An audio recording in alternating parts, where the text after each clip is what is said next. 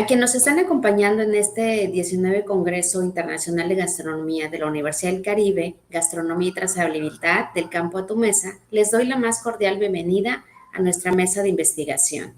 Tengo el gusto de presentarles a las y los ponentes que han dirigido sus esfuerzos por investigar las actividades derivadas de la gastronomía desde diferentes enfoques. En esta ocasión nos acompaña la doctora en Ciencias Químicas, Ana Laura Becerril Sánchez, de la Universidad Autónoma del Estado de México. El licenciado en Gastronomía, Oliverio Xicotencal López Méndez, de la Facultad de Turismo y Gastronomía de la Universidad Anáhuac, México, Campus Sur. Y la estudiante Leslie Aline Lobatón Ramírez, que representa a la Facultad de Estudios Profesionales Zona Huasteca, Universidad Autónoma de San Luis Potosí. En esta ocasión vamos a tener en nuestra participación de 15 minutos por ponente y al final tendremos una ronda de preguntas y respuestas. Invitamos a la audiencia a que nos comparta sus preguntas para que al final pues podamos contestar y aprender un poquito más de todas estas exposiciones. Para, para dar inicio también me gustaría que todos, si tienen sus dudas, como les mencioné, las escriban, porque al final, pues a lo mejor puede ser que algunas coincidan con los temas que nos están manejando. Y bueno, al terminar en la ponencia, vamos a tener también la oportunidad de participar con cada uno de los exponentes, si tienen alguna otra aclaración, algún comentario o alguna intervención de uno u otro entre ustedes, pues también se puede hacer, porque al final es compartir las experiencias de lo que está haciendo cada institución, ¿no? Eso es para también crear estas redes de colaboración y esperemos que también se logren este tipo de objetivos. Muy bien, le voy a ceder la palabra a la doctora Ana Laura Becerril Sánchez, que nos va a presentar el tema Análisis sensorial de mieles de Tenancingo, Estado de México, mediante la metodología Rate Out That Apply, RATA, percepción del consumidor y vínculo con la gastronomía saludable. Como ya bien mencioné, representa la Universidad Autónoma del Estado de México y también presenta con la coautora en Basilia Quintero Salazar, en que es doctora en biotecnología y que también es de la institución, la de la Universidad Autónoma del Estado de México. Adelante, es todo suyo el micrófono. Muchas gracias. Gracias por esa presentación. Bueno, el día de hoy vamos a presentar este proyecto que ya mencionó el título. Entonces, como sabemos, la miel es una mezcla compleja de carbohidratos y de compuestos minoritarios producida en la naturaleza por las abejas. Su composición va a depender de diversos factores, como botánicos, ambientales, tecnológicos, entre otros. Estos factores pues van a influenciar su calidad. Además, su consumo ha sido motivado desde tiempos antiguos por su capacidad terapéutica. Esto es debido a sus actividades antimicrobiana, antioxidante, antiinflamatoria, además de inhibidor de patógenos. También se ha utilizado en la industria de la cosmética y actualmente se ha utilizado mucho como ingrediente de productos culinarios saludables. Además, la miel es un producto agroalimentario que responde a los cambios de los hábitos de consumos actuales. Estos cambios responden a productos naturales y saludables, a productos que tengan características específicas que buscan los consumidores y que además tengan una calidad diferenciada. Esto ha permitido que se consolide en nichos de mercado para productos saludables, pero especialmente nichos vinculados con un territorio, que además se distingan por productos que sean sanos, naturales y elaborados en condiciones justas. Este creciente interés por el consumo de la miel pues ha generado estudios sobre el origen y la autenticidad de la miel que buscan pues sí como demostrar este origen y esta autenticidad y también están enfocados en todas aquellas mieles que presenten una calidad diferenciada. Estos estudios se pueden dividir como estudios fisicoquímicos o los que se enfocan en los estudios microbiológicos, pero también los estudios sensoriales. En este sentido, se dividen en dos grandes grupos, aquellos que buscan la caracterización sensorial de las mieles y los que están enfocados en la percepción de las mieles. En este sentido,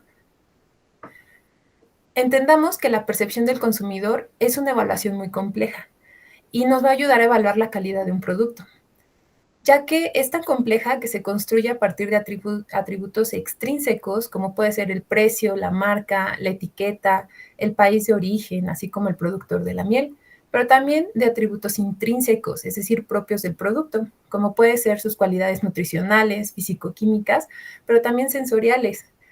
Por lo tanto, esto ha generado un aumento en la demanda. Todos estos atributos van a ayudar a determinar tanto las preferencias alimentarias como la aceptación de los productos, pero algo muy importante, la percepción de la calidad. En este sentido, actualmente se han implementado nuevas metodologías del análisis sensorial para poder reconocer la percepción de la calidad de los consumidores.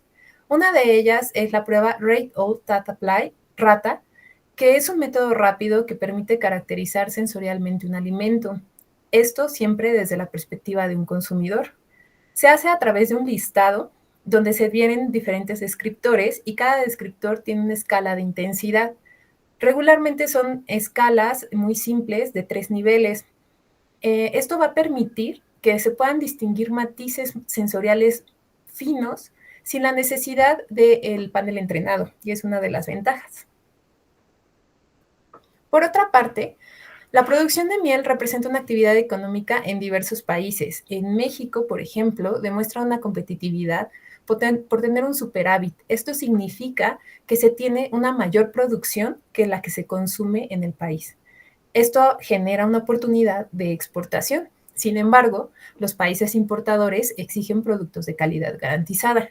En el Estado de México, la producción de miel se concentra en la parte sur, siendo para el sureste del Estado de México los municipios de Ixtapan de la Sal, Tonatico, Coatepec, Arenas y Tenancingo los más relevantes. Se tiene reportado una exportación de la miel del Estado de México a Estados Unidos, Canadá y Alemania. Sin embargo, esta se hace sin identificación comercial, ni precios fijos, sin marca ni sellos distintivos. Además de que no existen estudios que indiquen la calidad de la miel mexiquense. Es por ello que el objetivo de este proyecto fue evaluar sensorialmente la miel producida en Tenancingo, Estado de México, aplicando la metodología RATA. Esto nos va a permitir diferenciar las mieles mediante la identificación de atributos sensoriales. Para este proyecto se siguió la siguiente metodología, en el cual se tuvo un panel de consumidores de 100 participantes, todos de ellos son estudiantes en gastronomía, y se les aplicó la prueba RATA y la prueba de nivel de agrado. En cuanto a las muestras, fueron 4 muestras de miel multifloral, miel natural de abeja, producida en Tenancingo, Estado de México, en una cosecha de octubre a noviembre del 2024. Es importante mencionar que estas mieles o que las mieles multiflorales responden a aquellas mieles que su producción es a través de diferentes néctares, es decir, no se tiene un gran porcentaje de alguno distintivo, por eso se le conoce multifloral. Además, también es importante mencionar que en el Estado de México, sobre todo en el municipio de Tenancingo, solamente se tiene una cosecha por año. Esto es porque los apicultores que trabajan en este municipio suelen hacer la polinización de las abejas, suelen hacerlas naturalmente, es decir, por estaciones, por temporadas. Y es en esta temporada cuando ya ellos cosechan la miel. En cuanto a las pruebas y análisis estadístico, la prueba RATA consistió en una lista de 30 atributos, de los cuales se catalogaron como apariencia, aroma, sabor y textura. Se evaluaron a través de una escala verbal numérica de 3 niveles, que es bajo, medio y alto, y se realizó un análisis ANOVA, Duncan, análisis de correspondencia, análisis de coordenadas principales. Entonces tenemos como resultados que de acuerdo con el coeficiente de determinación R cuadrado, se observa una variación entre las mieles en los descriptores de apariencia, amarilla y ámbar, y también de textura, que significa fluida, bueno, en los descriptores fluida, cristalizada, líquida y dura, mostrando así una diferencia significativa de acuerdo con el estadístico F, como lo presentamos en la tabla marcado de negrito. Para el valor de probabilidad, se observan valores muy bajos para casi todos los descriptores en la columna de muestra. especialmente para los de textura. Esto nos ayuda a confirmar que las mieles analizadas son diferentes entre sí en la mayoría de sus características sensoriales. En cuanto a los jueces que vemos ahí, se observa una consistencia en sus evaluaciones, excepto para los descriptores de apariencia amarilla, aroma ácido, textura fluida y líquida. Esto nos sugiere que existe una variación significativa en estos descriptores en la forma en que los jueces lo perciben. Es decir, que van a calificar estas características diferente independientemente de la muestra. Entonces aquí tendríamos, hay que considerar que son jueces consumidores, entonces podemos tener percepciones muy diferentes de estos atributos y es importante mencionarlo. En cuanto al análisis de correspondencias, vemos que de acuerdo al gráfico podemos observar que la principal fuente de variación para el F1, para el eje F1, vemos que las diferencias de las mieles es por su consistencia, es decir, de dura a líquida, mientras que por la segunda variación es por su nivel de cristalización. Entonces estamos hablando que las diferencias más significativas en las mieles de Tenancingo son por atributos de textura. Además, se observa la muestra M1 asociada a descriptores como cristalizada, ácida, fermentada y cera, mientras que para la muestra 2, las asociaciones sugieren un perfil de una miel líquida, fluida, de color ámbar, con notas dulces y a madera. La muestra 3 es una miel con un perfil sensorial equilibrado. Esto lo mencionamos por presentarse cerca del origen, y está relacionado con atributos como a caramelo, cítrica, fresca y astringente. Finalmente, la muestra 4 es asociada a descriptores como humo, dura y ligeramente amarilla. En cuanto al nivel de agrado, en este gráfico podemos observar que está fuertemente relacionado con descriptores a aroma, a caramelo, a sabor suave, a sabor dulce y fresco, además de los descriptores a apariencia clara y textura suave. Vemos que es independiente a los atributos como sabor floral, salada y aroma cera, pero presenta una correlación negativa para descriptores a sabor astringente, un sabor intenso o sabor fermentado, a apariencias oscuras o aroma ácido y textura dura. Por lo tanto, podemos decir que nuestros consumidores van a preferir o van a tener un mayor nivel de agrado para aquellas muestras que presenten estas características. Volvemos a decir, descriptores como aroma caramelo, sabor suave, dulce, fresco y apariencia clara. Y textura suave.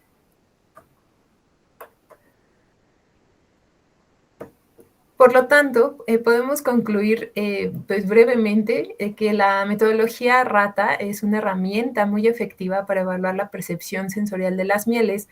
Esto permitió identificar atributos clave que van a ser diferenciales a estas mieles.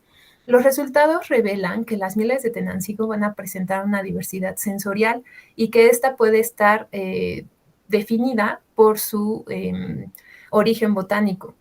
Esto nos puede ayudar a aprovechar para una diferenciación de otro tipo de mieles y así una valorización comercial. Además, las mieles de Tenancingo destacan su diversidad sensorial.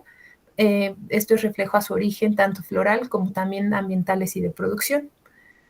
Estos resultados van a fortalecer la relación entre gastronomía saludable, identidad territorial y sostenibilidad alimentaria.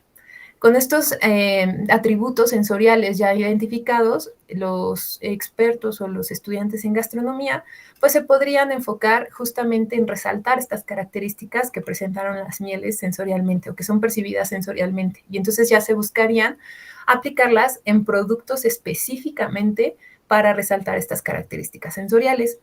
Y esto pues responde más ya a una necesidad de crear productos saludables con características únicas o características específicas y no solo utilizar la miel como un edulcorante más. Estas son algunas de las referencias que se utilizaron para la presentación del día de hoy. Y queremos dar un agradecimiento especial al Consejo Mexiquense de Ciencia y Tecnología, COMECIT, por el apoyo otorgado mediante el programa de investigadoras e investigadores COMECIT. Eso sería todo por mi parte. Muchas gracias.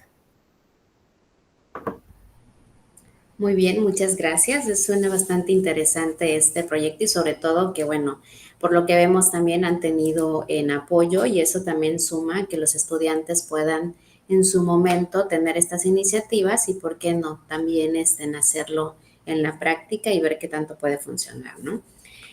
Aquí podemos resaltar la importancia, como bien mencionó, del territorio, la parte de la sostenibilidad y todo lo que tiene que ver con estos temas de la seguridad alimentaria, que si bien es un tema de seguridad nacional, pues también tiene que venir desde las estrategias en la investigación de las universidades, también para ir como haciendo estrategias con el tema del gobierno, pues para que crezcan, ¿no?, estas iniciativas y que se dé mayor apoyo para ello.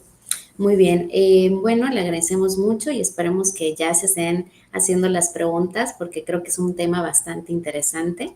Bueno, voy a cederle la palabra a nuestro siguiente ponente, que es el licenciado Oliverio Xicotencal López Méndez, en que nos va a presentar las conchas mexicanas, origen, evolución, técnica e incorporación de la harina de chícharo en su elaboración. Él está por parte de la Facultad de Turismo y Gastronomía de la Universidad Anáhuac, México, Campus Sur. También, bueno, en autoría con la doctora Flor Coronel Flores, María de la Concepción Calvo Carrillo y Miguel Palacios del Río, también como en autores de esta presentación, y que bueno, a su vez representan también a la Facultad también de Turismo y Gastronomía, al Departamento de Nutrición Animal, doctor Fernando Pérez Gil Romo, y del Instituto Nacional de Ciencias Médicas y Nutrición, Salvador Subirán. Es todo suyo el micrófono, agradecemos también su presentación y vamos a hacer preguntas al final. Perfecto, muchas gracias por el espacio para poder presentar esta investigación el día de hoy.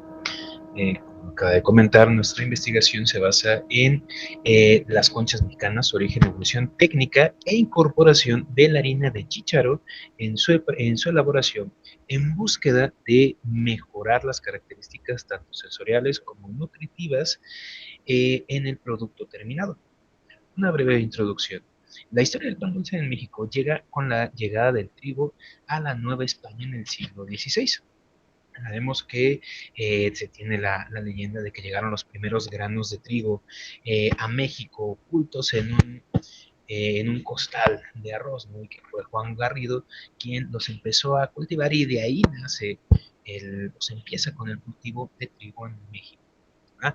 Durante la época virreinal, el pan se podía dividir en dos grandes categorías. El pan floreado, que era aquel que se elaboraba con la harina más fina, la más refinada, y que obviamente daba características sensoriales mucho más agradables, era un pan más esponjoso, más suave, más blanco y reservado para las élites. En contraste, teníamos el pan vaso, el pan corriente, hecho con las harinas más rústicas, las menos molidas, y que a pesar de que tenía un valor nutricional mucho más alto por incluir en toda la parte del germen y el salvado, pues era de textura más corriosa, era más apelmazado, ¿no? Pero era más barato por estar elaborados con estas harinas menos tamizadas o menos, digamos, finas, ¿verdad? Lo que hacía que se vendiera para la población en general, o que se vendiera en las cercanías de las pulperías de las plazas. Ahora, Maestro, mande. perdón que interrumpa, está haciendo una presentación porque no se ve nada. Perdón, denme un segundo, denme un segundo. Se dejó de compartir, le pido una disculpa. Gracias. De nada. ¿Ya se ve la pantalla? Ya está empezando a compartir, pero todavía no se ve. Ahí está en formato de edición. Ok, perfecto. Listo, gracias. Gracias, les pido una disculpa. Muy bien, ahora, la repostería como arte culinario empieza a tomar forma en México entre los siglos entre los siglos XVII y XIX, influenciado por las técnicas francesas e italianas que llegaron con los migrantes y con el Segundo Imperio Mexicano, donde estas técnicas francesas empiezan a dar forma, empiezan a cambiar y a adaptarse en las técnicas o en los panes que nosotros conocemos en la actualidad.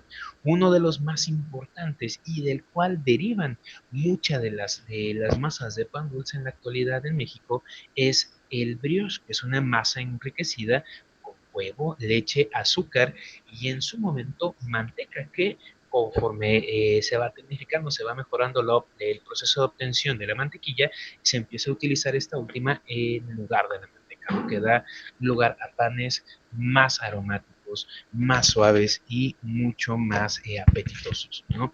Pero es justamente este ingenio mexicano de transformar esta base del brioche en toda la variedad de panes que tenemos en la actualidad.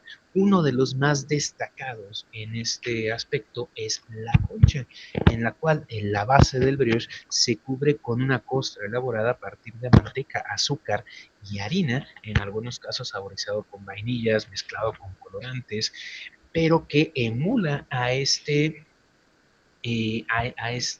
concha marina, ¿no? En la actualidad, bueno, en este punto la concha es uno de los panes más consumidos en la actualidad, ¿no? Aquí tenemos, como lo marca la presentación, que actualmente se puede observar un incremento en el consumo de alimentos procesados y de conveniencia, recordando que los alimentos de conveniencia son aquellos que, ya sea por su facilidad de uso, por sus ingredientes o incluso por la facilidad de consumo, se pueden llegar a consumir o a sustituir en la preparación culinaria normal. Ahora, respaldando esta afirmación en cuanto al incremento de los productos procesados y de conveniencia, la encuesta nacional de salud y nutrición en salud, que se llevó a cabo en 2018 a 2019, reveló una transición alimentaria en México caracterizada por el aumento de consumo en el consumo de alimentos industrializados y de baja calidad nutricional. Recordemos que no por cuestiones de costos, a veces por los tiempos de preparación, los tiempos disponibles para la compra, la preparación o el consumo de los alimentos, se prefieren alimentos listos para el consumo o procesados, lo que ha impactado o ha generado eh, pues este aumento en el sobrepeso, obesidad y todos los problemas que están relacionados eh, con, con estos padecimientos, ¿no? Ahora, sumarizando esta parte de aquí, hay un incremento en los productos industrializados. Dentro de estos englobamos al pan y a la mayoría de los que están elaborados con harinas blancas y refinadas, así como azúcares refinados o azúcares simples. ¿Va? De estos, la concha es uno de los más consumidos por las familias en México. De acuerdo a la Profeco, cerca del 50% del pan consumido a la semana, las familias mexicanas o de los más preferidos, es la concha, salvo algunos productos de temporada, como el pan de muerto y la rosca de reyes, que se consumen justamente en ciertas temporadas específicas del año. La concha es de los que siempre va a estar presente en las mesas del mexicano. Ahora, se recomienda, bajo esta tendencia en el incremento del consumo de harinas refinadas, reducir o controlar el producto elaborado a partir de estas harinas. ¿Cómo se puede lograr? ¿No? ¿Cómo se está intentando realizar? ¿Qué es lo que se busca que se convierta en tendencia? Utilizar harinas integrales de trigo, avena, centeno e incluso en algunos casos incorporar las harinas de leguminosas u oleaginosas en combinación con la harina refinada para reducir su índice glicémico, aumentar la cantidad de fibra y de proteína, así como mejorar un poco el aspecto nutricional. Dentro de esta incorporación de harinas de leguminosas, se ha utilizado en panificación en los últimos años la harina de chícharo en diferentes porcentajes, generalmente de un 10 a un 30%, para mejorar el aporte de fibra y proteína sin afectar las características sensoriales del pan. ¿Por qué la harina de chícharo? Porque a diferencia de otras leguminosas o harina de otras leguminosas, por ejemplo, la soya, el frijol o el garbanzo, no afecta en gran medida las características finales del producto. Además de que México es un país que produce una muy buena cantidad de chícharo, del cual, aunque una gran parte se dedica a la producción de otros alimentos o conservas, una pequeña parte se está destinando ya a la creación de harina, principalmente para su utilización en productos cárnicos como extensor. Pero poco a poco se está abriendo camino en la industria de panificación. ¿Cuál es el objetivo del presente trabajo? Es realizar la sustitución de la harina de trigo por harina de chícharo, identificando mediante esta sustitución la facilidad de adquisición, accesibilidad, costo y origen de la harina, así como los cambios sensoriales que puede presentar el producto terminado a un 15 y un 20% de sustitución. Y si estos cambios pueden llegar a afectar las preferencias o la selección por parte del público de este producto. Aquí tenemos las formulaciones de la masa de concha. Estamos utilizando, bueno, se utilizaron las dos, tanto la formulación en panadería como la formulación en base al 100%. Estamos presentando la formulación con base en panadería, ya que es una de las más conocidas en el ámbito gastronómico y de las más fáciles de aplicar, en los cuales se toma el 100%, perdón, este es del total de la harina. Entonces tenemos la harina de trigo, que en este caso fue del 100%. Tenemos aquí la harina de chícharo, que en este caso no tuvimos ninguna incorporación, 66% de leche fresca, huevo, mantequilla, azúcar, levadura, sal y esencia de vainilla. Si se fijan en este apartado, todos los ingredientes se mantienen igual, a excepción de las sustituciones de la harina de chícharo con la harina de trigo. Ahora, siguiendo estas formulaciones, se obtienen los productos tal como se muestran en las siguientes fotografías, que es esta de aquí, iniciando por la izquierda con la concha de referencia, seguida con la concha elaborada al 15% y al 20% de sustitución. Lo que podemos observar en esta fotografía es que hay una pequeña diferencia casi imperceptible en cuanto al volumen o al tamaño del producto, mientras que en el color del alimento terminado, el producto ya horneado, no se observa una diferencia tan significativa. O sea, nada más hay un cambio sensorial en el color muy ligero en el producto del 20%, sin que este llegue a ser tan notable o tan característico. ¿Cuáles fueron los resultados que nosotros obtuvimos? Lo dividimos en tres partes: la parte sensorial, la nutritiva y la del costo-beneficio.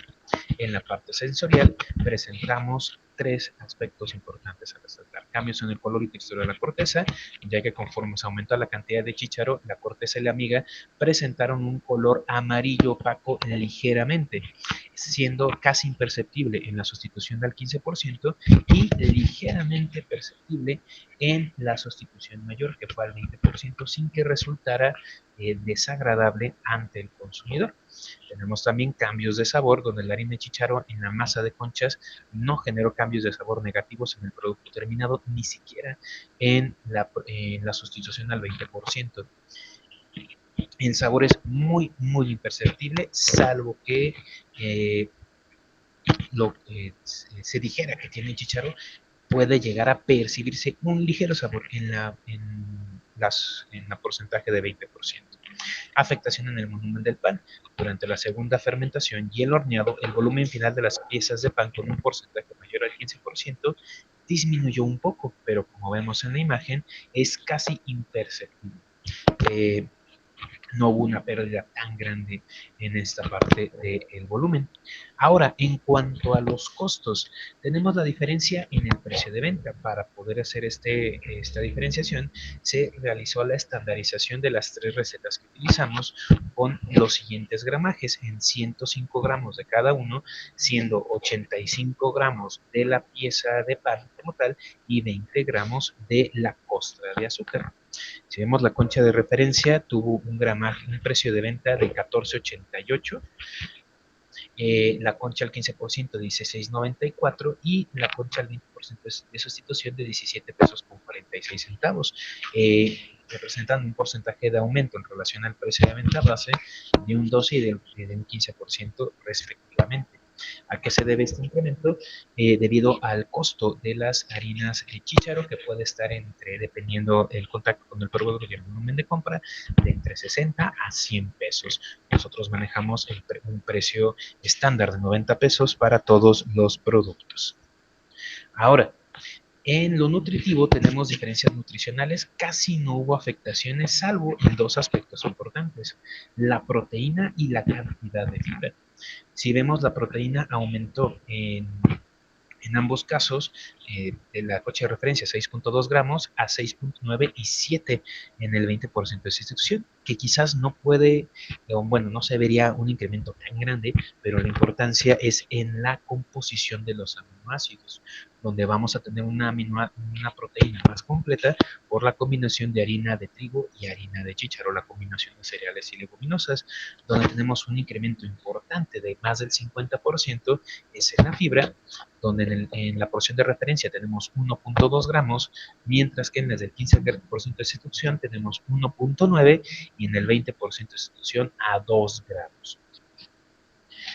¿Cuáles son la conclusión? De acuerdo con los resultados obtenidos durante la preparación de las conchas, podemos concluir que harina de chícharo sí se puede utilizar en la elaboración de este tipo de pan y quizás de otras variedades de pan dulce e incluso salado hasta en un 15%, sin que se vean afectadas de forma negativa sus características de sabor, suavidad, color y textura en la miga, así como pues la parte del precio y de los aspectos nutricionales del producto.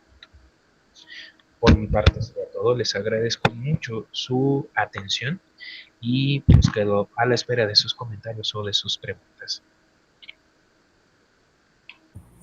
Muchas gracias. Bastante interesante también este tema. Si bien vemos un producto que es más consumible y que mucha gente lo prefiere, yo creo que con estas modificaciones también podríamos como entrar en una nueva también tendencia, ¿no? Del consumo del alimento y sobre todo también en las preferencias de las personas, ¿no? Que finalmente buscan algo más saludable y que, bueno, también puede tener una gran variedad también. Este es una chícharo, como comenta, puede hacerse con otras luminosas, y yo creo que eso también ayuda a que los estudiantes puedan experimentar también en eso y pues tener más variedad en su día a día y en el experimentar. Muy bien, muchas gracias. Agradezco infinitamente su participación y yo creo que también van a haber preguntas al respecto, sobre todo en estas fechas donde sacamos el chocolatito y nuestro café, ¿no? Muy bien.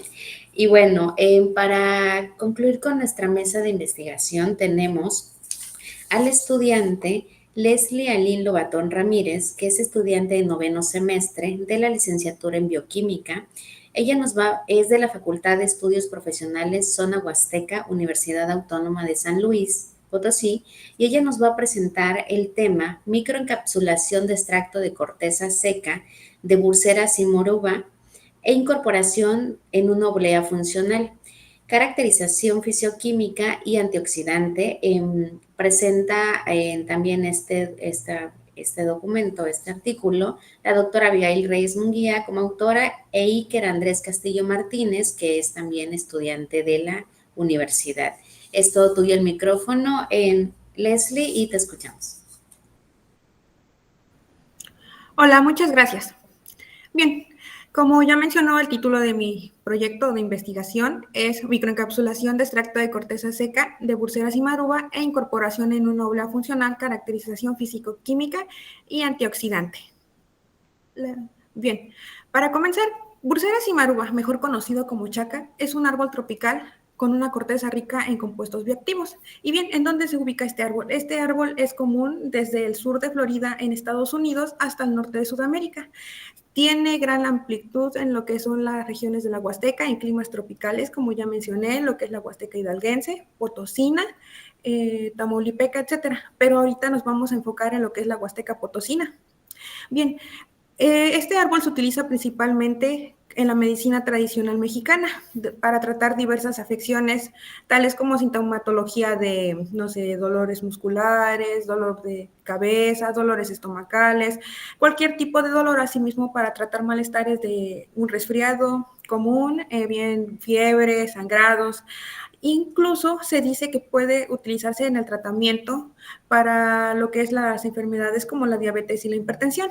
Pero aquí hay un gran problema, que no hay suficientes estudios que avalen el por qué se está empleando de esta manera. Y bien, Bursera cimaruba es rica en fenoles y flavonoides, los cuales lo hacen una alternativa natural a los antioxidantes sintéticos. En este caso, los antioxidantes sintéticos, como se sabe, al consumirse en exceso, producen problemas a la larga, ya sea alergias o cualquier tipo de afección al consumidor. Pero, ¿cómo vamos a preservar estos compuestos bioactivos del árbol? Bien, vamos a microencapsular lo que es el extracto de la corteza e incorporarlo en una oblea de amaranto y garbanzo, que como se sabe, el amaranto y el garbanzo es rico en aminoácidos, una fuente clave para un alimento de carácter nutricional. Y bien, el estudio busca crear un alimento funcional con un valor nutracéutico y aprovechar sustentablemente esta especie.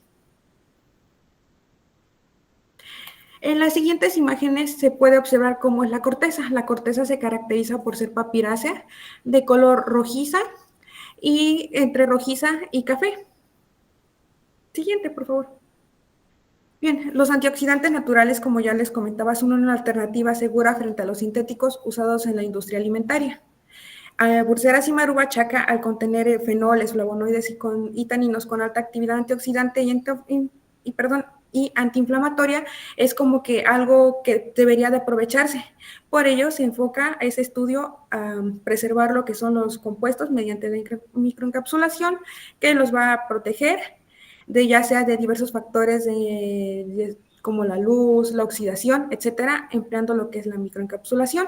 Y pues, como lo mencioné, vamos a incorporar lo que es el microencapsulado de este extracto hidroalcohólico en una oblea funcional, un dulce, algo que es accesible para todo el público, que de igual manera puede ser como que muy llamativo para los niños, para apoyar lo que es su alimentación. Bien, la metodología se dividió en 6 etapas. La etapa número 1 fue la recolección y preparación de la muestra. La corteza se recolectó en la Huasteca Potosina, en Ciudad Valle, San Luis Potosí, en el ejido de Montecillos. En la etapa número 2, que fue la obtención del extracto y preparación de lo que es la muestra se secó a una temperatura de 45 grados centígrados por 72 horas, se pulverizó y se realizó el extracto hidroalcohólico empleando como solvente etanol al 80%. La microencapsulación se realizó con maltodextrina, en una relación núcleo-pared 1:4. En la etapa número 4 fue la elaboración e incorporación del microencapsulado a la oblea. Este extracto microencapsulado fue aplicado a la oblea elaborada con amaranto y garbanzo. Asimismo, en la etapa número 5, que fueron los análisis físico-químicos, estos se realizaron análisis básicos, humedad, cenizas, vitamina C, sólidos solubles, etcétera. Y en la etapa número 6, que fue análisis fitoquímicos y antioxidantes, se realizó lo que fue el tamiz fitoquímico, determinaciones de flavonoides, polifenoles, taninos. Asimismo, determinaciones de inhibición de radicales libres, tales como ABTS y TPPH. Entre los resultados obtenidos en la caracterización físico-química de la corteza de Bursera cimaruba, indica que se tiene una humedad muy baja en la corteza, lo cual es muy favorable para reducir el riesgo microbiano. Las cenizas totales indican una buena presencia de minerales, la baja acidez y los bajos sólidos solubles sugieren que hay un poco contenido de azúcares. Y la vitamina C, a pesar de que es moderada, da indicios de que contribuye a su actividad antioxidante.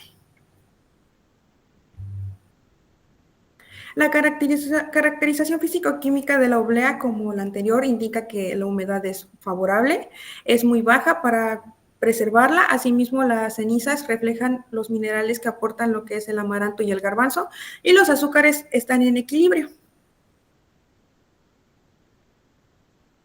En la determinación de la capacidad antioxidante del extracto, se muestra que tanto el DPPH como el ABTS fueron inhibidos en una concentración mayor al 90%. Esto sugiere que se está confirmando lo que es la actividad antioxidante. dando como que esa contribución o bien se está sustentando el por qué se está empleando en la medicina tradicional mexicana. El contenido de compuestos bioactivos del extracto fue muy bueno, fue muy favorable. Indican que hay una fuerte cantidad de antioxidantes. Los fenoles indican que hay en 34.77 miligramos por equivalentes de ácido gálico por gramo. Los flavonoides fueron los que fueron más altos, 236 miligramos. Y los taninos, a pesar de que están en pequeña cantidad, hay presencia de estos con 3.47 miligramos, el cual confirman los compuestos bioactivos en lo que es el extracto hidroalcohólico. Para la detección cualitativa de metabolitos secundarios del extracto, se realizó un tamiz fitoquímico con pruebas cualitativas, en el cual se utilizó controles positivos y negativos para poder como que tener una sustentación del que se esté realizando de manera correcta este. En lo que es el extracto se tiene presencia de esteroles, insaturaciones. La siguiente, por favor. Flavonoides, cumarinas, taninos, quinonas y saponinas, indicando que el extracto es rico en compuestos bioactivos. La siguiente, por favor. Asimismo, la cromatografía en capa fina del extracto indicó como que existe presencia de estos compuestos bioactivos al tener un valor de retención al 0.73. Este valor nos ayuda a comparar e identificar qué compuestos se encuentran en lo que es el extracto y que pueden preservarse de manera correcta. En este caso tenemos ¿Podría regresar la anterior, por favor, a la cromatografía? Gracias. Bien, tenemos valores muy buenos. Tenemos que el ácido gálico podría estar presente, tanto el ácido cafeico, al tener como que esa cercanía con nuestro valor de retención. Y bien, en conclusión, Bursera Cimaruba presentó alto contenido de compuestos fenólicos y flavonoides con potente actividad antioxidante. La microencapsulación conserva sus propiedades bioactivas y pues la oblea de amaranto y garbanzo es una matriz funcional adecuada. Como ya les comenté, tanto ayuda como que se conserve lo que son estos compuestos bioactivos, como es llamativa para todos los sectores de la población, tanto niños, adultos, para poder consumir lo que es una golosina, no sé, es un dulce nutritivo, por así decirlo. Y bien, el extracto mostró alta capacidad antioxidante frente a DPPH y a BTS, que son radicales libres, el cual es algo muy bueno. Asimismo, esto representa una alternativa natural e innovadora para los alimentos funcionales. En nuestras perspectivas y futuras aplicaciones, se espera mejorar el proceso de microencapsulación para mejorar la estabilidad y liberación controlada. Por ejemplo, utilizamos maltodextrina para la microencapsulación, podríamos utilizar otros materiales, no sé, goma arábica, mezcla de esta, lignina, todo sea para poder obtener mejores resultados. Otra perspectiva sería evaluar la aceptación sensorial y propiedades nutracéticas de la oblea. Sería como crear grupos o bien encuestas y que estos prueben lo que es la oblea para poder conocer su punto de vista o qué es lo que necesitamos mejorar en cuestión de sabor, presentación, etc. Asimismo, aplicar los extractos microencapsulados en otros productos, ya sea alimenticios o farmacéuticos, buscar otra alternativa llamativa para poder como que ofrecerlo, no sé, tenemos un extracto con muy buenos resultados bioactivos, entonces tenemos que enfocarlo ya sea en otro producto o bien empezar a trabajar con lo que es lo farmacéutico. Asimismo, es una gran idea explorar el potencial antimicrobiano frente a patógenos alimentarios, no sé, alimentos que tienden a ser contaminados muy fácilmente por E. coli, Staphylococcus, etcétera. Y bien, como mencionaba, este árbol es muy importante, es muy común en lo que es la Huasteca Potosina, en climas tropicales, y es importante promover el uso sustentable de Bursera cimaruba como recurso biotecnológico mexicano. Estas son algunas referencias bibliográficas del trabajo realizado. Y bien, de mi parte sería todo. Muchas gracias. Espero sus preguntas y comentarios. Muchas gracias, Leslie. Y sí, si bien es un tema que pareciera también un poco complejo, yo creo que cuando ya lo vemos en algo ya tangible como esa olea que están pensando, que tiene también estos componentes con el amaranto y el garbanzo que tienen que ver con los alimentos sanos y nutritivos, en pensando ya en un futuro, cómo podría sustituir esto, por ejemplo, en los dulces, ¿no? Que ahora tenemos estas nuevas políticas en temas de las escuelas, donde podría también ser un buen elemento para nutrición, en comer saludable y sobre todo que se vaya cumpliendo también con esto, ¿no? Entonces yo creo que es bastante interesante este proyecto y esperemos muy pronto ver esos resultados y ver cuál fue la de mayor aceptación y sobre todo probarlos, ¿no? Porque al final es lo que buscamos siempre, que esta investigación se pueda aplicar y que pueda tener un beneficio para la comunidad y sobre todo para ustedes como los que están desarrollándolo, ¿no? Muy bien, muchas gracias. Son temas bastante interesantes que se pueden ir complementando unos con otros también. Y bueno, les recuerdo a la audiencia que pueden participar con sus preguntas a nuestros ponentes y nuestras ponentes a través del chat. Les pido, por favor, que antes de su pregunta, pues escriban su nombre, pues para el canalizárselo a la persona correcta, ¿no? Vamos a tener una dinámica de rondas hasta que, bueno, en cada expositor va a tener pues la oportunidad de contestar y pues mientras más preguntas nos lleguen, más rondas vamos a hacer. Muy bien, voy a empezar, ya tenemos unas cuantas. Y acá hay una en nuestro chat en que me gustaría, está dirigido a la doctora Ana Laura. Esta es una pregunta que nos dice, ¿de qué manera la metodología RATA puede fortalecer el vínculo entre la percepción del consumidor y la innovación en productos tradicionales como la miel dentro de la gastronomía saludable? Mira, la metodología RATA es una prueba pues rápida y muy eficiente donde utilizamos los consumidores para generar todo un perfil sensorial.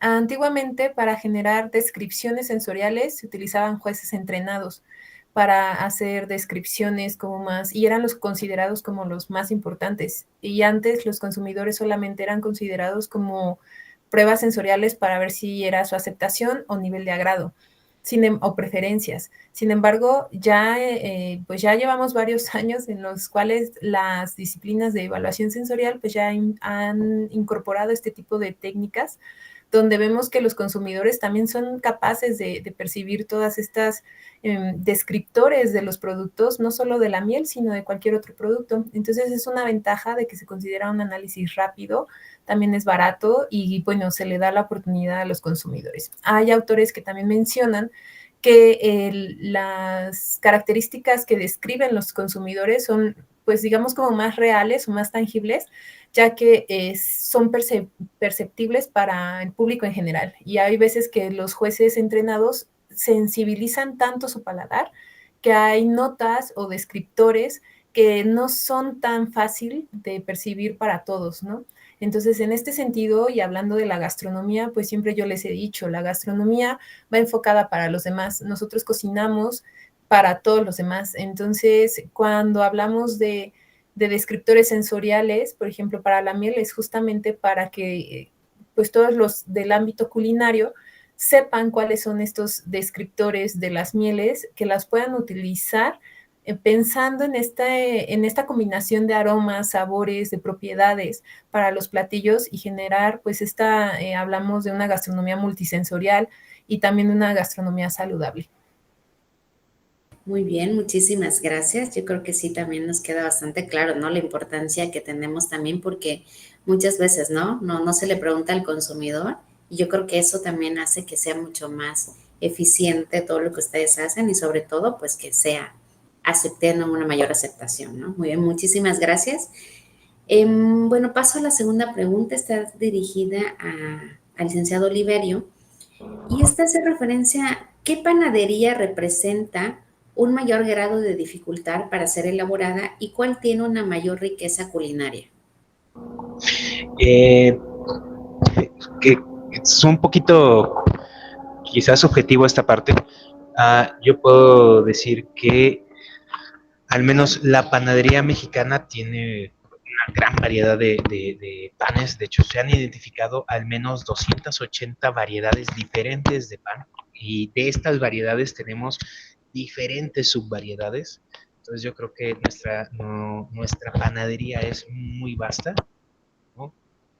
Sobre todo en la incorporación de ingredientes que pueden ser regionales, que pueden ir cambiando, por ejemplo, en cuanto a a las formas y a las características que le va a dotar cada región al pan. Simplemente pensemos en el pan de muerto, que está muy en boga ahorita en esta temporada. Tenemos el pan de muerto tradicional, que es el de los huesitos encima, pero también tenemos pan de muertos zoomorfos o formas de animales antropomorfos con la forma del muertito. Tenemos fitomorfos con formas de plantas, de flores. O sea, simplemente en una sola variedad de pan, que es el pan de muerto, tenemos varios, ¿no? Y cada uno le va poniendo sus características distintivas. Pensemos en el pan de yema de Oaxaca, ¿no? Que cuando se hace con la forma del huesito se le ponen las caritas, se van decorando, se hacen muy especiales. Entonces, yo considero que una de las panaderías más vastas o más, pues sí, con mayor variedad es la mexicana. En cuanto a la dificultad, cualquier panadería, cualquier tipo de pan es complicado en su propio aspecto, ¿no? Yo podría decir, bueno, es que los panes de masa madre son más complicados porque hay que asegurar que la masa madre se encuentre en buen estado, que tenga la humectación correcta para poder generar los alvéolos, por ejemplo, en una focaccia, en una hogaza, pero a ver, personas que van a decir, no, es que el pan de yema por la alta cantidad de grasa y azúcar que contiene es el más difícil. No, pero es que los laminados como el danés y el hojaldre son los difíciles por la parte de los dobleces. Entonces, cada técnica tiene sus propios retos, pero también sus características que los hacen únicos en cuanto al proceso de elaboración. Muy bien, sin duda, yo creo que también sí es una pregunta difícil de responder, como dicen, y cada persona, digo, finalmente quien la elabora va a decir, ¿no? Qué tan difícil puede ser y se experimenta con todas esas técnicas también, yo creo que va a poder también dar su versión, ¿no? Entonces, yo creo que todo pan en que se elabore tiene su grado, pero pues al final se disfruta, ¿no? Y eso es lo importante de toda esta riqueza cultural que tenemos, que podemos variarle. Muchas gracias. Y bueno, vamos con la otra pregunta, que esta está dirigida a Leslie. Vamos a ver qué nos dicen aquí. Y Leslie, nos preguntan, ¿cuáles son los usos más comunes de este árbol en la medicina tradicional mexicana? Claro, este árbol, la corteza, incluso también se pueden utilizar las hojas o bien lo que es la tipo gomita, pero en este caso la corteza se emplea en infusiones para tratar diversas afecciones tales como dolor muscular, fiebre, disentería, ya sea diarrea, dolores estomacales, todo lo relacionado con sintomatología de resfriados, como ya mencioné, dolores estomacales, problemas del estómago, etcétera, e incluso puede ayudar en el tratamiento de gastritis, anemia. Diversas personas lo utilizan de diferente manera. Bien, incluso como lo mencioné, se dice que ayuda en el tratamiento de diabetes, hipertensión e incluso leucemia, pero aún no existen como que suficientes estudios que avalen esto. Por eso el propósito de este proyecto. Muy bien, yo creo que, digo, tenemos también diferentes plantas y todo, ¿no? Que al final tienen ciertas características, pero bueno, siempre también te dicen que los consumas con moderación, ¿no? En lo que se tiene esta parte científica, pero es bueno también saber que contamos con este tipo de tés o de productos naturales que nos pueden llevar a mejorar también esta parte de la salud. Muy bien, y bueno, vamos a pasar a nuestra segunda ronda de preguntas y bueno, vamos a dirigírsela a Ana Laura, a la doctora Ana Laura, y va, ¿cómo puede la caracterización sensorial de la miel de Tenancingo contribuir a su reconocimiento como patrimonio agroalimentario y a su posicionamiento en propuestas culinarias sostenibles? Muy bien, las mieles al ser un producto natural, pues obviamente van a tener diferentes variaciones. Sin embargo, ya existen demasiados estudios en otras mieles que han demostrado que de acuerdo al lugar de origen, esto por sus condiciones climáticas, su floración y también muy importante la producción, es decir, todo lo que tiene que ver con el saber hacer de los apicultores, tiene repercusiones en las propiedades fisicoquímicas, antioxidantes, sensoriales y de la miel. Entonces, una vez que se pueda identificar o caracterizar, no solamente sensorialmente, sino todos los demás, pero pues vámonos por pedacitos. Entonces, si podemos caracterizar las mieles de Tenancingo, pues podríamos observar que pudieran tener una calidad diferenciada, es decir, características que las van a hacer únicas, que las van a distinguir de otras, y ese es el objetivo de este estudio, que realmente es un estudio que se ha venido trabajando desde el 2020 con otro tipo de análisis para la caracterización de las mieles.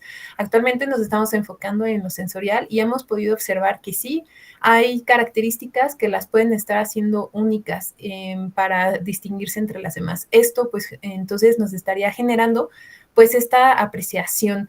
Al tener estas características, yo siempre les digo, en gastronomía sería como tener una ficha de cata, como lo tenemos en los vinos, donde nos dice qué notas podemos encontrar en las mieles, qué sabores, para nosotros poderlos implementar en platillos o en el desarrollo de productos ya pensados específicamente en las características sensoriales que estas guardan. Además que pues se les da un plus por tener características pues benéficas a la salud, por ser, tienen propiedades antioxidantes, antimicrobianas, y también se han encontrado bacterias acidolácticas. Entonces se estima que tiene un efecto también probiótico y prebiótico. Entonces se estaría trabajando con varios factores para la gastronomía y la salud. Perfecto, yo le escucho y sí se antoja, ¿no? También esa parte de todos los beneficios que te puede dar una miel, y lo bueno de esto es que, bueno, se tiene que también trabajar en investigar todo lo que los componentes y todo, porque sabemos que en algún momento también se ve influenciado por todo lo que alrededor esté, ¿no? En cuanto a la producción que se encuentre y que puede contaminarse en algún momento. Muy bien, muchas gracias. Y bueno, tengo la siguiente pregunta también para el licenciado Oliverio, que es, ¿qué se puede hacer ante las consecuencias negativas que puede tener el consumo de pan en México? ¿Vale la pena seguirlo promoviendo? Sí, desde el punto de vista económico, la industria de panificación en México es un motor de trabajo y de generación de recursos muy importante. Más que dejar de promover el pan, sería promover, hábitos saludables de consumo, que sería, ok, no te comas 4 piezas de pan de muerto con 1 litro de chocolate, ¿no? Sino consúmelo moderado, acompáñalo con una actividad física correcta. Al final recordemos que los hidratos de carbono en la dieta o en la alimentación del ser humano justamente sirven para dar esa energía para que nosotros realicemos nuestras actividades diarias. Ahora, perdón, el problema también está directamente en el consumo de las harinas refinadas, que justamente es el objetivo de este trabajo. Si no podemos disminuir el consumo de pan o no podemos limitarlo o decirle a la gente que no lo coma, ¿cómo nosotros como productores de pan o como miembros de la industria podemos disminuir el índice glucémico o hacer un producto más saludable? Justamente con la incorporación de estas harinas de leguminosas, ¿va? Para que, por el aporte de fibra que va a tener, o el incremento de fibra que va a tener el producto, la absorción de glucosa sea más tardada, que no generemos estos picos de glucosa, que además, al incorporar, en el caso de harina de chícharo, no solo mejoramos la fibra, sino también la proteína, la absorción o el valor biológico de la misma. Entonces, más que limitar consumo sería promover hábitos de consumo saludables y de nuestra parte generar productos que sean nutricionalmente más completos, que no estén elaborados con harinas refinadas, o salirnos un poquito del molde tradicional y ofrecer algo más hacia nuestros clientes, que no solo sea la base de harina sola. Muy bien, yo creo que sí también tiene que ver, ¿no? Con el hábito de consumo que pueda hacerse y pues el poder disfrutarlo, pero con moderación, como hemos estado también trabajando, ¿no? Al final de cuentas es un tema también tiene que ver con nuestras costumbres, las tradiciones, pero pues también siendo moderados, ¿no? No renunciar a ello, como dices, pero pues en ser más cautos en nuestro consumo, ¿no? O variarlo también. Muy bien, muchas gracias. Y bueno, aquí tenemos otra pregunta para Leslie, que es, ¿qué fue lo que despertó el interés de enfocarse en este árbol y no en cualquier otro que se puede encontrar en la Huasteca? Bien, este árbol es muy abundante en lo que es la Huasteca Potosina y tiene, como mencioné, una característica particular, lo que es su corteza es muy llamativa, es muy papirácea, el cual es como que lo ves y dices, no, pues, ¿por qué es así? Es como que despierta ese interés de por qué tiene la corteza de esa manera. Y bien, porque muchas veces, incluso mi familia me ha platicado sobre el uso de la medicina tradicional empleando lo que es la corteza, que no sé, te duele el estómago, te duele la cabeza o tienes alguna sintomatología, entonces ya por eso puedes como que despierta ese interés. Y bien, como que lo que es la vegetación y todo lo que árboles y plantas típicas de la Huasteca Potosina son abundantes, es muy interesante lo que es la vegetación aquí y más teniendo árboles de este tipo. Muy bien, yo creo que también ese tema de tenerlo en nuestro entorno y preguntarte, ¿no? Porque eso sí, y que nos puede beneficiar también, yo creo que puede también influir en que pues no se pierda, ¿no? Que no que se le dé la importancia que se merece como cualquier también árbol, pero que bajo esta línea de su importancia, pues pueda también verse con otros ojos, ¿no? En la conservación y preservar también esta especie. Muy bien. Y bueno, vamos con nuestra tercera ronda porque aquí hay muchas preguntas y yo creo que también estos temas tuvieron bastante éxito. Y bueno, esta va para Ana Laura. Dice, ¿cómo se puede aprovechar la información obtenida para mejorar la producción o comercialización de miel en el país? Muy bien, este tipo de información permite pues la promoción de este tipo de estudios donde se haga la caracterización de las mieles de todo el país, porque como lo mencionaba en la presentación, México sí tiene una competitividad importante en la producción de miel a nivel internacional. Sin embargo, actualmente solamente han existido estudios sobresalientes sobre la miel de Yucatán de la abeja melipona y la miel producida en Jalisco.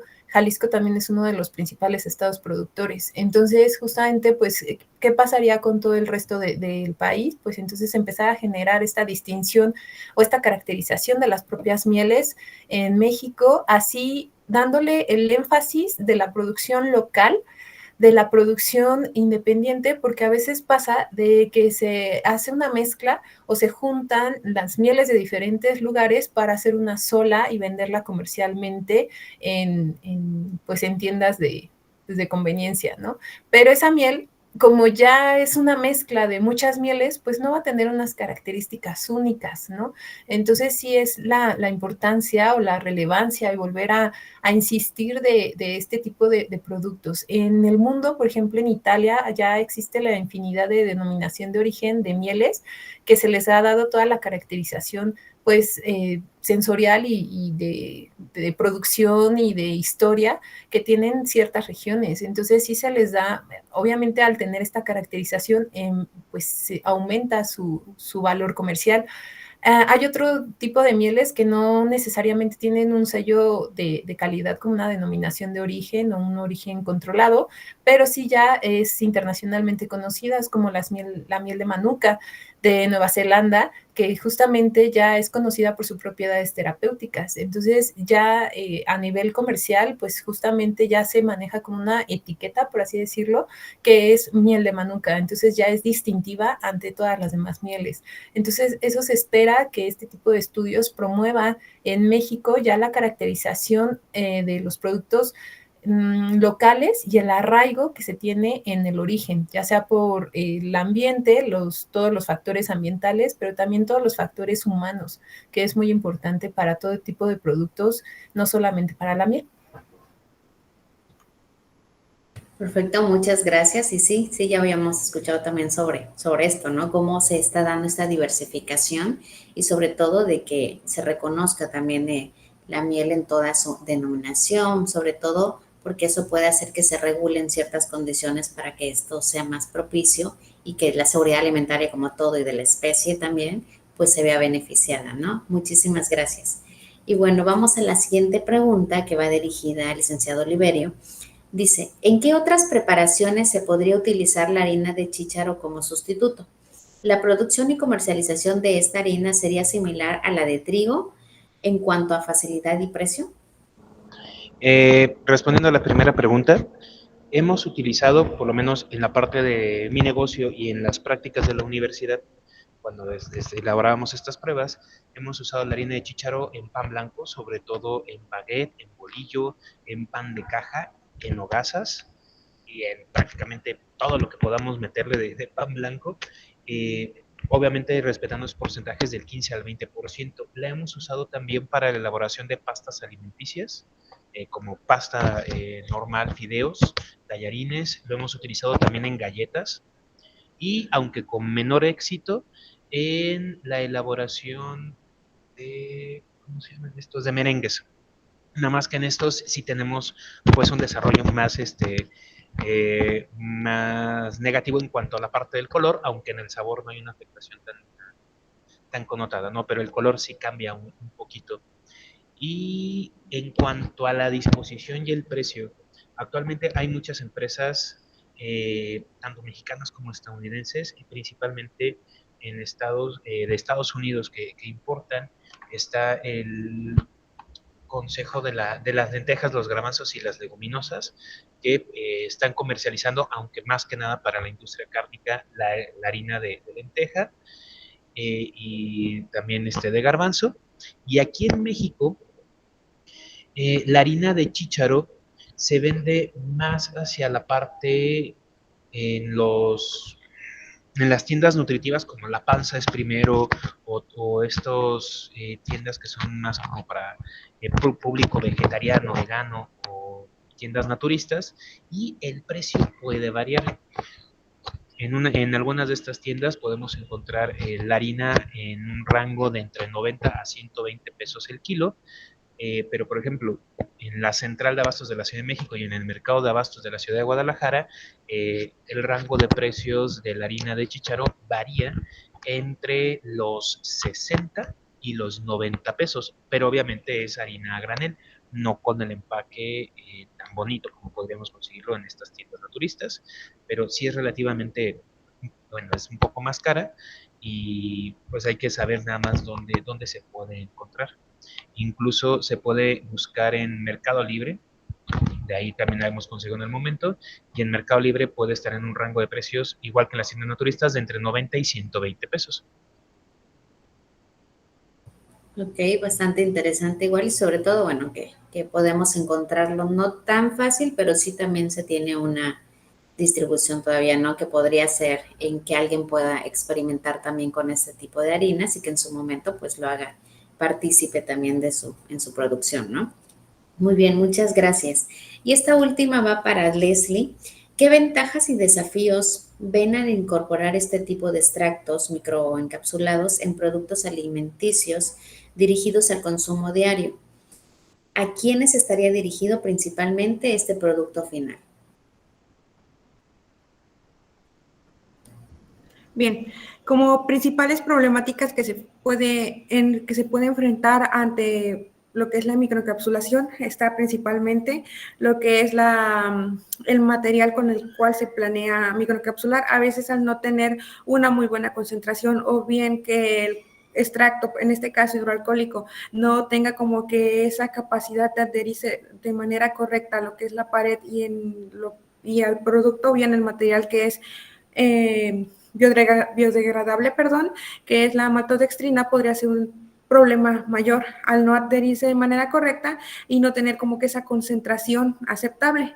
Asimismo, otra problemática sería que al realizar el microencapsulado, bien, se adhiere de manera correcta, pero no se está como que asegurando que se mantenga lo que es la función de los compuestos reactivos debido a que hay exposición a la oxidación del ambiente, la luz, etcétera.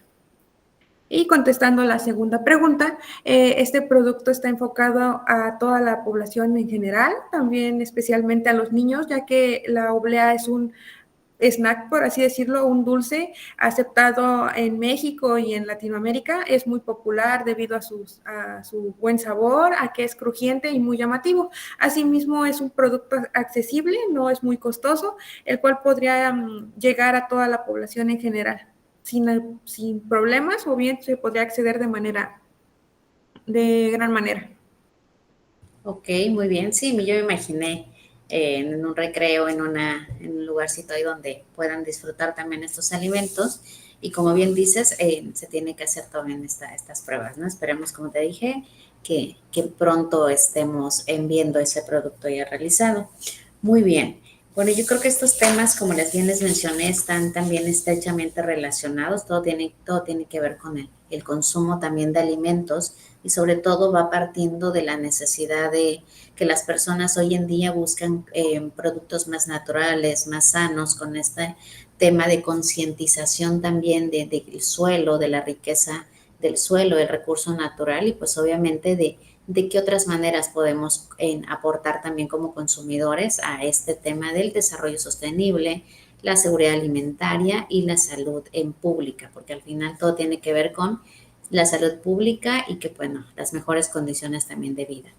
Muy bien. Yo tengo una última pregunta para los tres, al final de cuentas. Si bien estamos hablando del consumidor, me gustaría saber en qué grado ustedes creen que este nivel de aceptación, lo voy a poner como un ejemplo, en el tema de la miel, que la población obviamente de Tenancingo, me imagino que para hacer todas estas pruebas igual necesitamos pues el contacto con la comunidad, con los productores, el nivel de aceptación que han tenido o el tema del acercamiento.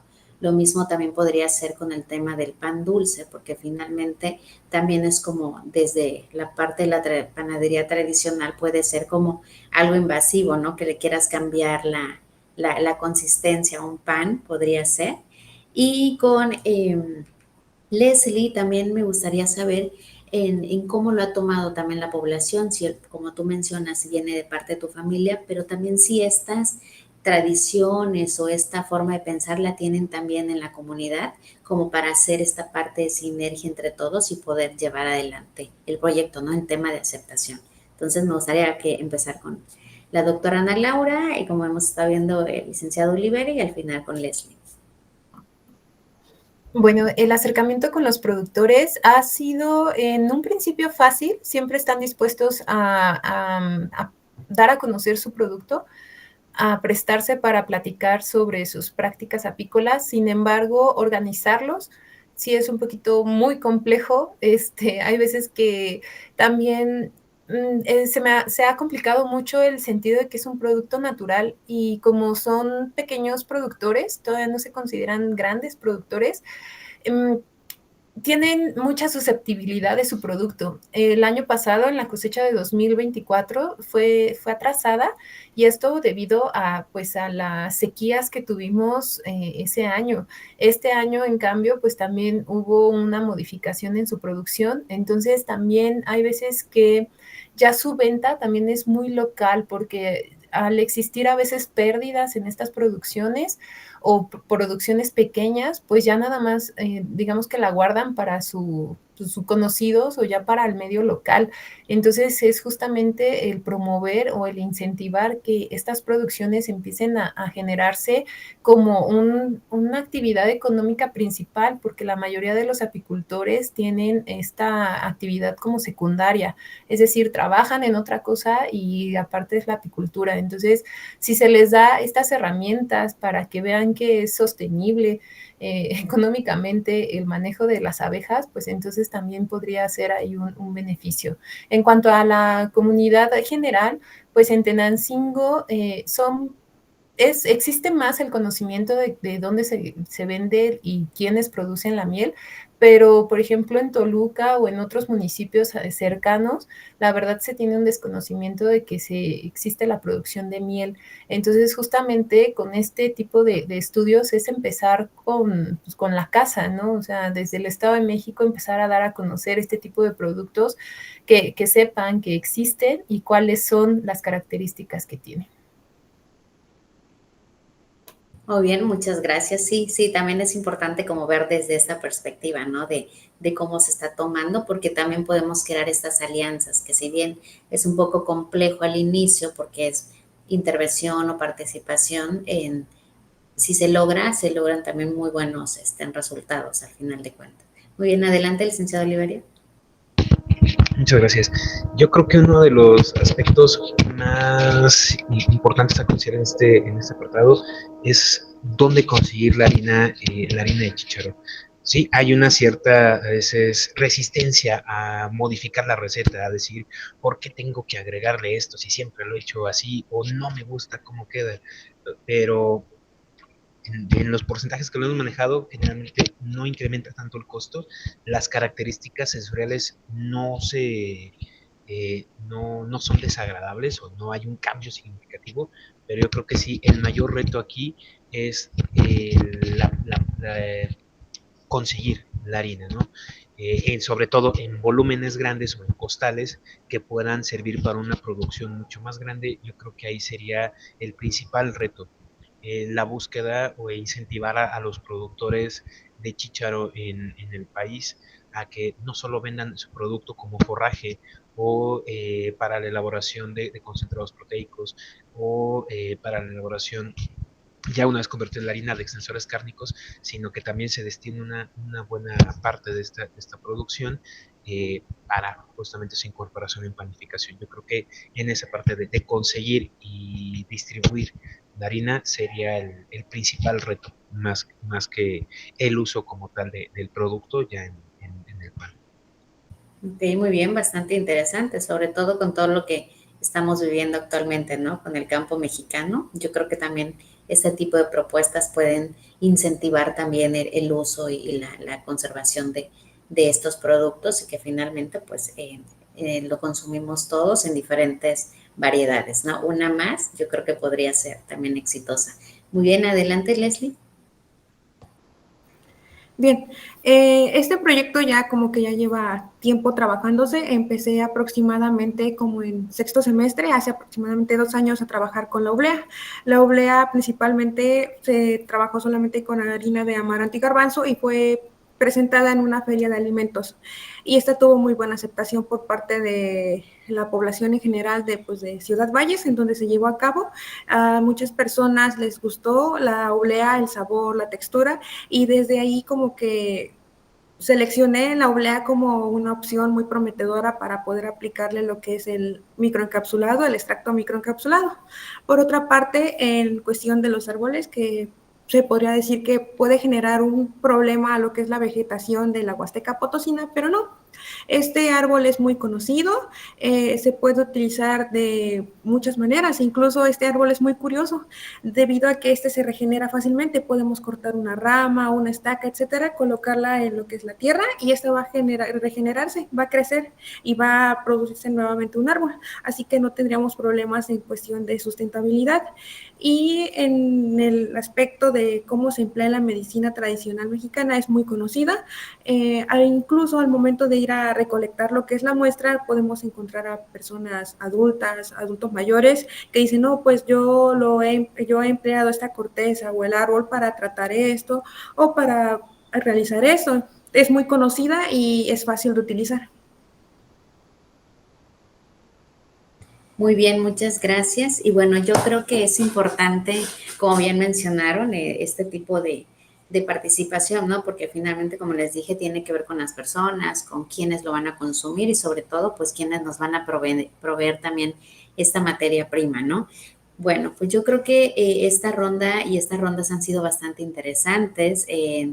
Y yo no me queda más que agradecerles su participación, en la disposición también para compartir todos sus resultados y sobre todo pues que nuestra comunidad universitaria pues tenga este conocimiento y también se anime a que se pueda hacer y que desde las aulas y los laboratorios se pueden hacer muchas cosas con la dirección también de sus docentes, de los investigadores y que pues que esto tenga un beneficio para todos, ¿no?